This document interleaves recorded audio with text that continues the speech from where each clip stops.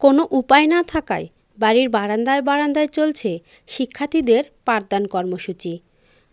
যমুনার তীব্র ভাঙনের ফলে সারেকান্দি কর্ণিবাড়ি ইউনিয়নের কাশিহাটা সরকারি প্রাথমিক বিদ্যালয়টি নদীগর্ভে বিলীন হয়ে যায়। মাসের 10 থেকে 15 তারিখের মধ্যে যখন বিদ্যালয় ভবন এবং বিদ্যালয়ের যে জায়গা ছিল, যে জায়গাটাও নদীগর্ভে বিলীন হয়ে যায়, তখন শিশু এবং বিদ্যালয় পরিচালনার জায়গা না পাওয়ায় বর্তমান এখানে বড়কান্দিতে আমার বাড়িতে শিশুদের লেখাপড়ার ব্যবস্থা করা হয়েছে। বর্তমানে স্কুলের কার্যক্রম চলছে বারান্দায় ও টিনের ছাপরা ঘরে। শিক্ষার্থীরা জানায়, খোলামেলা পরিবেশে পড়াশোনা করতে তাদের অনেক সমস্যার সম্মুখীন হতে হচ্ছে। নদী ভেঙে আমরা চলে যাচ্ছি এখানে, এখন আমাদের জায়গা নাই, স্কুলের কোনো, আমাদের খুব খারাপ লাগছে, এজন্য পড়াশোনা খুব খারাপ হচ্ছে।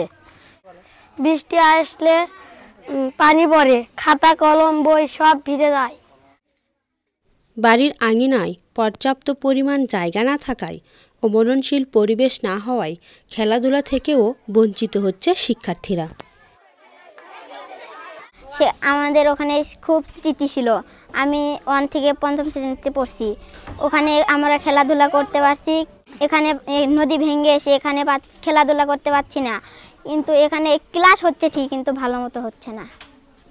আমাদের স্কুলটা ভেঙে গেছে, আমার খুব খারাপ লাগতেছে, কিন্তু এখানে এসে তো কোনো খেলা কিছু হচ্ছে না। আমাদের ওখানে মাঠ ছিল, আমরা অনেক খেলাধুলা করছি, কিন্তু এখন তো খেলাধুলাও করতে পারছি।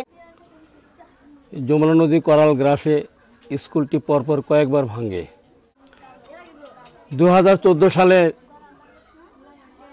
জুলাইয়ে যমুনার করাল গ্রাসে স্কুলটি আবার নদীগর্ভে চলে যায়। স্কুলে কোনো প্রকার টাকা পয়সা নেই, ক্যাশ নেই। আমরা অনেক চিন্তা ভাবনা করে স্কুলটা কোথায় ওঠাবো। স্কুলটি আমরা আপাতত কুতুবপুর ইউনিয়নের বড়ইকান্দি গ্রামের আমাদের স্কুলের যে প্রধান শিক্ষক সাহেব, নদী ভাঙনে আমাদের এলাকার লোকজন এই বড়ইকান্দি গ্রামে বসবাস করছেন। আমার প্রধান শিক্ষক এই স্কুলের এই বড়ইকান্দিতে বসবাস করেন।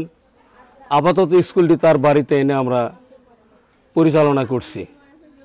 আমাদের এলাকার লোকজনের ঘরের বারান্দায় বারান্দায় ছেলেদের বসায় দিয়ে আমরা লেখাপড়া করাচ্ছি। আমরা স্কুলটা যে উঠাবো এমন এক জায়গায় আমাদের টাকা পয়সা নেই। তো আমার বিনীত আবেদন থাকবে সরকারের প্রতি যে আমাদের প্রতিষ্ঠানটি যেন অতি তাড়াতাড়ি আমরা এক জায়গায় স্থাপিত করতে পারি এবং আমাদের ছেলেমেয়েদের লেখাপড়ার সুযোগ দান করতে পারি।